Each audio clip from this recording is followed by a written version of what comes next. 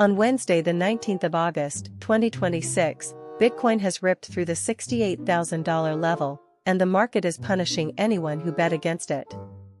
In the last few hours alone, roughly $1.4 billion in short positions have been liquidated. That is not a slow grind higher. That is forced buying, because a trader who shorts Bitcoin must buy it back when the price rises. When $1.4 billion of those positions close in a cascade, that buying feeds on itself.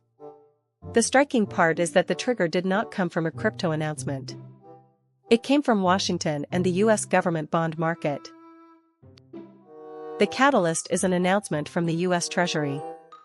It is more than doubling the size of some debt buyback operations, taking them to at least $4 billion. In plain terms, the government is buying back its own longer-dated bonds.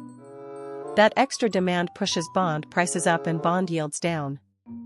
Officially, the goal is to improve liquidity in older, less liquid government debt.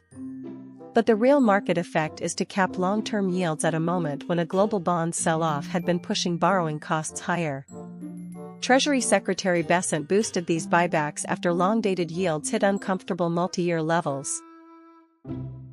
Here is why that matters for Bitcoin. Lower Treasury yields reduce the discount rate that investors use to value riskier assets.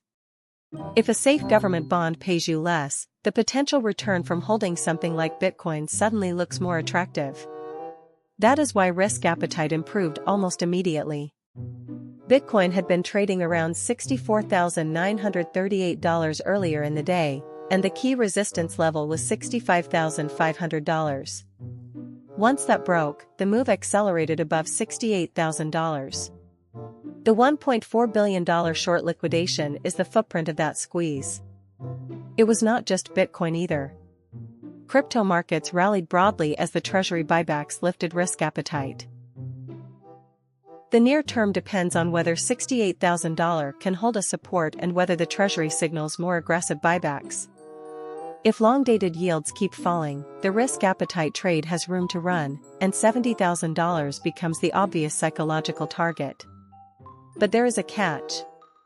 This is debt management, not central bank money printing.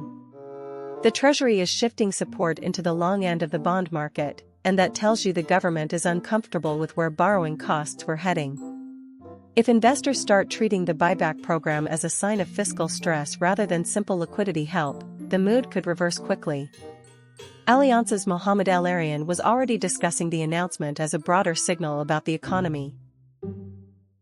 Today's move is a reminder that Bitcoin no longer trades in isolation. A decision about US government debt buybacks sent shockwaves through crypto within hours. The $1.4 billion liquidation also shows how crowded the bearish side had become. When a policy shift changes the yield picture, leveraged shorts become fuel for the rally. For anyone watching the market, the next key signals are Treasury issuance plans, long-dated yields, and the dollar. If those continue to move in the same direction, Bitcoin's momentum could build.